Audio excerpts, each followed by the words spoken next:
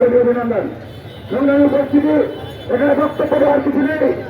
আমরা দেখেছি আমাদেরকে আজকে একটি দাবি জননেতা তাদের আমি নিরাপদকে ফিরে পাওয়ার, সেটি 2012 সালে 17 এপ্রিল তিনি যেদিন গুম হয়েছিলেন সেদিন থেকে আমাদের এই দাবি আজ পর্যন্ত এক যুগ কেটে গেছে, আমরা আমাদের ইলিয়াস ভাইকে ফেরত পাইনি। আমরা বলতে চাই তথাকথিত আয়নাঘর থেকে অনেকটাই মুক্তি দেওয়া হয়েছে।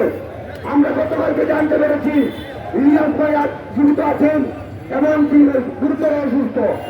আমরা অবিলম্বে তার সন্ধান চাই এবং তিনি কোথায় আছেন আমরা জানতে চাই। এই সরকার নাকি তাকে মানসিকভাবে নির্যাতন করেছে এবং তাকে বিষক্রিয়া দিয়ে তার মানসিক অবস্থা চরমভাবে খারাপ করে দিয়েছে।